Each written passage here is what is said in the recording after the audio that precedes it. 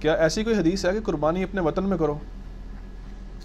نہیں ایسی کوئی حدیث نہیں ہے. ایسی کوئی شاید حدیث ہو کہ قربانی کی کھال اپنے فرقے میں دو, ہو سکتا ہے یہ والی کوئی ہو, وہ والی تو کوئی نہیں میرے لیے.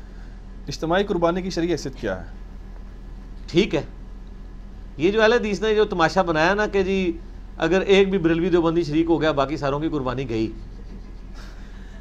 کیونکہ وہ مشرک ہیں اور مشرک قربانی نہیں ہوتی. یہ باقیوں نے بھی بنایا ہوا یہ والا مسئلہ. نہیں شاید ہوتا ہے وہ نجدی کو وہ بھی کہتے ہوں.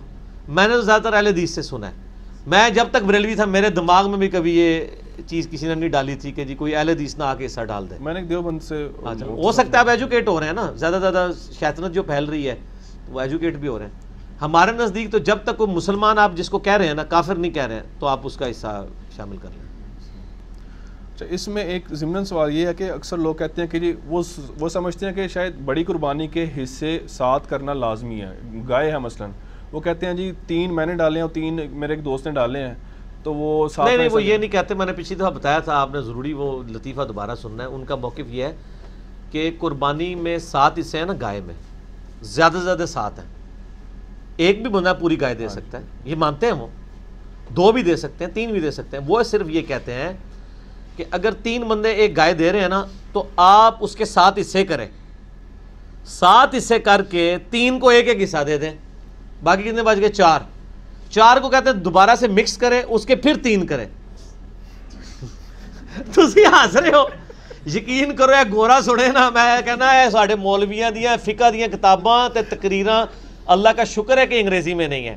وہ کہے گا تو کڈیا کیا ہے دے چوں, بجائے کہ آپ پوری گائے کے آپ نے 3 حصے کر کے برابر تقسیم کر لیے.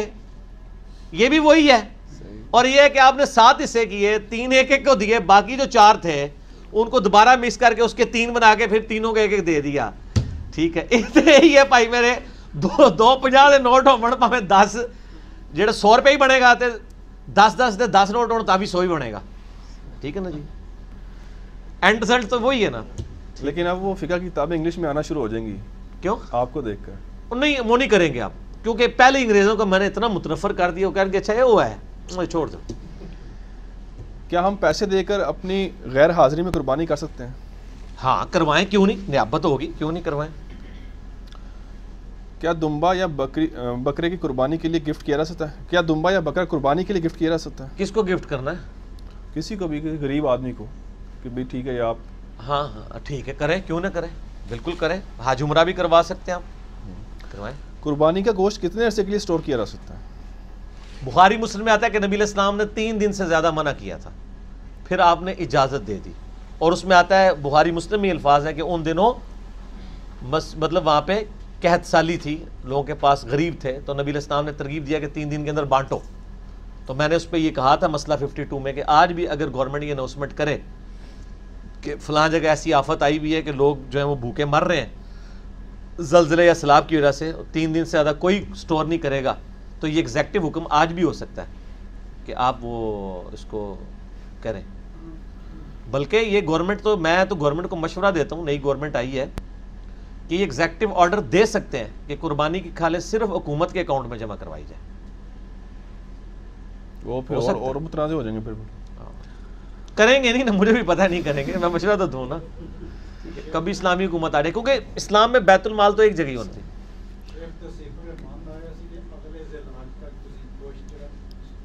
نہیں وہ میڈیکلی تو ایشو ہے, آپ زیادہ دیر سٹور کرتے ہیں. ڈاکٹر صاحب کتنے مہینے تک کھانا چاہیے گوشت؟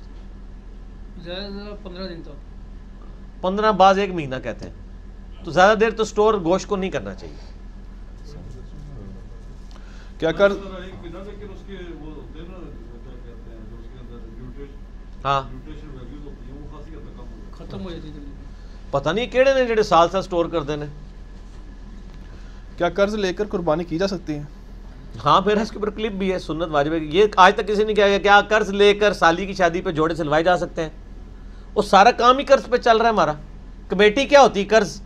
آپ موٹر سائیکل بھی قرض پہ ہی اٹھاتے ہیں جب آپ کمیٹی ڈال کے اٹھاتے ہیں یا قسطوں پہ اٹھاتے ہیں. تو دنیا میں کون سا کام آج کل ماڈرن ایج میں قرض کے بغیر ہو رہا ہے؟ کروڑ پتی لوگ بھی مقروض ہیں, پھر تو قربانی کسی پہ نہیں بنتی. کریں گے جو اتار سکتا ہے آسانی سے وہ قرض لے کرے, وہ باقی اپنی ضرورتیں بھی تو قرض سے ہی پوری کر رہا ہے نا, کوئی عرض نہیں. وہ تو غریب بندے کے لیے تھا جس نے کبھی اپنے کام کے لیے بھی نہیں قرض لیا, زندگی موت کی کشمکش بانی, اس کے اوپر نہیں ہے. یہ آج جو کروڑ پتی مقروض ہیں ان کے اوپر کہاں سے وہ مقروض ہو گئے؟